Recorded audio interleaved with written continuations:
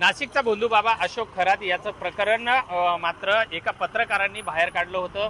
राजकारणी आणि काही प्रस्थांनी ते प्रकरण दाबण्याचा सुद्धा प्रयत्न झाला होता, मात्र एका ऑफिस बॉयच्या धाडसामुळे हे प्रकरण बाहेर आलं। तीच पार्श्वभूमी जी आहे वसईतला बंधूबाबा ऋषिकेश वैद्य याच्या संदर्भातली सुद्धा आहे।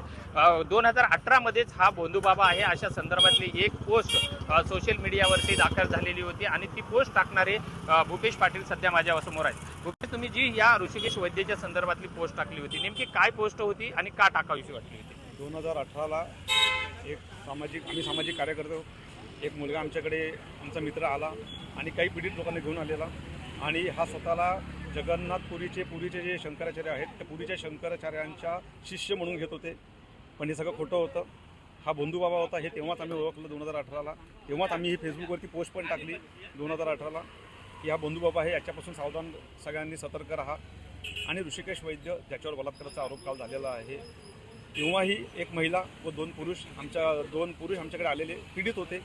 त्यांनी असा त्रास दिलेला आहे आणि आमच्यावरती बलात्कार आणि आमच्यावरती असे आरोप केलेले आहे। असे आरोप यांच्यावरती तेव्हा होत होते, तेव्हा त्यांनी आम्हाला सांगितलं। आमची वसई हे न्यूज चॅनल हे चालवत होते आणि त्याच्यातून अलग मुलींशी हे संपर्क करत होते आणि त्या मुलींच्या संपर्कात येऊन त्या मुलींना जे म्हणतात ते हे करून त्या मुलींबरोबर ते संपर्क करून त्यांना फसवण्याचं काम हे करत होते। त्यावेळेस तुम्ही पोलिसांशी काही संपर्क साधला होता का, की पोलिसांनी तुम्हाला रिस्पॉन्स दिला होता? नाही, आम्ही पोलिसांशी नाही, आम्ही त्यांच्या घरीच गेलेलो, ऋषिकेश वैद्य आणि धनंजय शास्त्री, आणि त्यांच्या घरी जाऊन त्यांना मी समज दिली की असले फालतू धंदे बंद करा आणि हे मुलींना छेडछाड करता आणि हे जे काही विषय करता हे बंद करा, हे त्यावेळीच सांगितलेलं आम्ही। आणि आम्ही फेसबुकवरती एक नाही अशा 5-6 पोस्ट टाकलेल्या होत्या की हा बंधूबाबा आहे, याच्यापासून सतर्क राहा, सावधान राहा।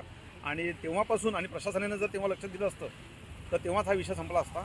ही एक महिला नाही, अशा भरपूर महिला आहेत पुढे यायला घाबरतात। आपल्या माध्यमातून विनंती करतो सगळ्यांनी पुढे यावं आणि तक्रार करावी, न्याय मिळवण्यासाठी आपण नक्की प्रयत्न करू।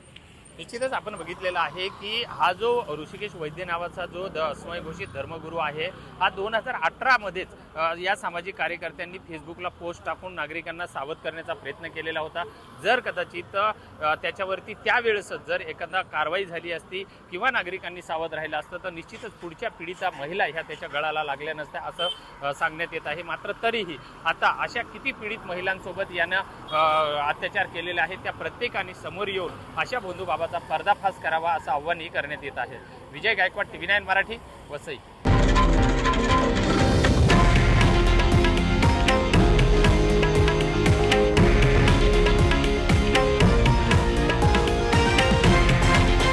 हे आहे देशातील नंबर 1 न्यूज नेटवर्क आणि आपण पाहत आहात TV9 मराठी, एकमेव।